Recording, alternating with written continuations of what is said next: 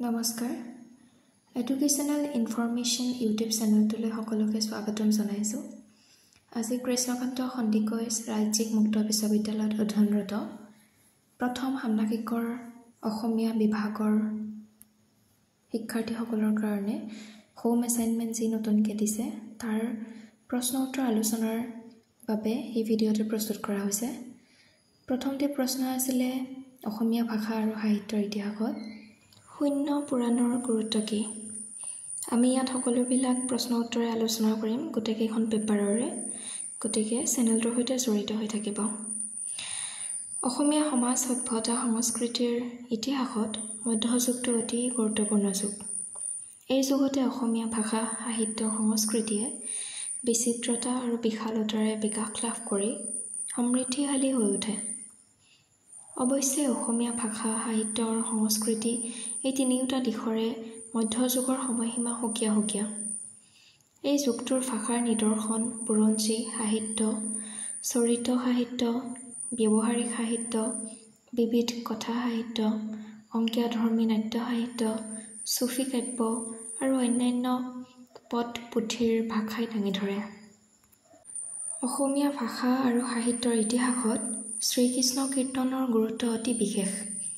শ্ৰীকৃষ্ণ কীৰ্তন এখন প্ৰাচীন নাট্যধৰ্মী গীতিকাব্য। ইয়াত মুঠ 13টা খণ্ড 418টা গীত আছে। এই গ্ৰন্থখনৰ কবি বড়ো চণ্ডীদাস। এই পুথিখনক উদ্ভৱকালীন অসমীয়া সাহিত্যৰ দ্বিতীয় নিদৰ্শন বুলি কোৱা হয়। 1916 চনত বসন্তৰঞ্জন ৰায়ৰ সম্পাদনাত বংগীয় সাহিত্য পৰিষদৰ পৰা এই পুথিখনৰ প্ৰথম সংখ্যা এটি ছপা হৈ ওলায়। গ্ৰন্থখনৰ ভাষা পুৰণি অসমীয়া ভাষা। বিষয়বস্তুৰ ফালৰ পৰা শ্ৰীকৃষ্ণ কীৰ্তন কাব্যগ্ৰন্থখন ৰাধা কৃষ্ণৰ লৌকিক পৰকীয়া প্ৰেমলীলাক কেন্দ্ৰ কৰি ৰচনা কৰা।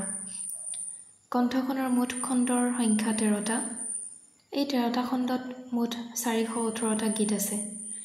লগতে ইয়াত 32টা ৰাগ আৰু 15টা তালৰ উল্লেখ আছে। মুঠ 116টা শ্লোকৰ ভিতৰত 28টা তালৰ পুনৰাবৃত্তি ঘটিছে। শ্ৰীকৃষ্ণ কীৰ্তনৰ মুখ্য চৰিত্ৰ মাত্ৰ 3টা: শ্ৰীকৃষ্ণ, ৰাধা আৰু বৰাহী। গ্ৰন্থখনৰ মুঠ 13টা খণ্ড হৈছে ক্ৰমে জন্মখণ্ড, তাম্বুল খণ্ড, দান খণ্ড, নৌকা খণ্ড, ভাৰ খণ্ড, ছত্ৰখণ্ড, বৃন্দাবন খণ্ড, কালীয় দমন খণ্ড আৰু ৰাধা বিৰহ খণ্ড। অসমীয়া ভাষা আৰু সাহিত্যৰ ইতিহাসত শূন্য পুৰাণৰ ভূমিকা অতি গুৰুত্বপূৰ্ণ। শূন্য পুৰাণ কাব্যখন ৰামাই পণ্ডিতে ৰচনা কৰিছিল। কাব্যখনি শূন্যবাদৰ ওপৰত প্ৰতিষ্ঠিতৰ বাবে কাব্যখনৰ নাম শূন্য পুৰাণ ৰখা হৈছে।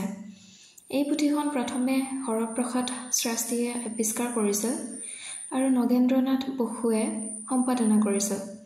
শূন্য পুৰাণত বিচৰণশীল প্ৰভুৰ ইচ্ছাত শূন্যতাৰ পৰা চৰাচৰ জগতৰ সৃষ্টি হৈছে বুলি কোৱা হৈছে। যিসকলে শূন্যত বিশ্বাসী তেওঁলোক জাগতিক বিষয়বস্তুৰ প্ৰতি আকৃষ্ট নহয়, কাৰণ জাগতিক বিষয়সমূহৰ কোনো অস্তিত্ব নাই। শূন্য পুৰাণ কাব্যৰ দেৱতা নিৰাকাৰ, দেৱাদিদেৱ আৰু তেওঁ শূন্যৰূপ। তেওঁ প্ৰকৃততে ব্ৰহ্মা, বিষ্ণু আৰু মহেশ্বৰৰ মিলিত সত্তা। শূন্য পুৰাণৰ ভাষাৰ মাজত অসমীয়া ভাষাৰ বৈয়াকৰণিক ঠাঁচ বিদ্যমান। সেইবাবে চৰ্যাগীত আৰু শ্ৰীকৃষ্ণ কীৰ্তনৰ সৈতে থকা সাদৃশ্যৰ প্ৰতি লক্ষ্য ৰাখি কোনোৱে ইয়াক অসমীয়া সাহিত্যৰ প্ৰাক-শংকৰী যুগৰ নিদৰ্শন বুলি মত প্ৰকাশ কৰিছে। ৰামাই পণ্ডিতৰ শূন্য পুৰাণত বিভিন্ন সময়ৰ বিভিন্ন লোকৰ ভাষাৰ সমন্বয় লক্ষ্য কৰা যায়। নগেন্দ্ৰনাথ বসুৱে কাব্যখনৰ ভাষাৰ সৈতে উড়িয়া ভাষাৰ সাদৃশ্য থকা বুলি মত প্ৰকাশ কৰিলেও সেয়া অসমীয়া ভাষাৰ চানেকি যেনহে পৰিলক্ষিত হয়। ডক্টৰ সত্যেন্দ্ৰনাথ শৰ্মাৰ মতে শূন্য পুৰাণৰ কোনো খণ্ড এসময়ত অসম আৰু বংগদেশ দুয়ো ঠাইতে প্ৰচলিত আছিল।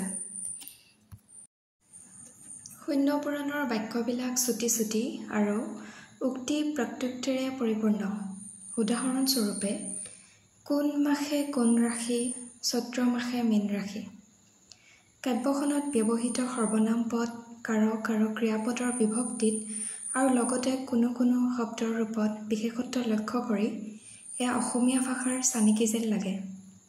অসমীয়া সাহিত্যৰ বুৰঞ্জীৰ বিশিষ্ট পণ্ডিত ডিম্বেশ্বৰ নেওগে তেখেতৰ অসমীয়া সাহিত্যৰ বুৰঞ্জীত এভূমিকে পুৰাণৰ ভাষা আৰু সাহিত্য অসমীয়া বুলি মত প্ৰকাশ কৰাৰ লগতে অসমীয়া আন পণ্ডিত সাহিত্যিকসকলে এই বিষয়ে গহীনকৈ চাব বুলি আশা প্ৰকাশ কৰিছে।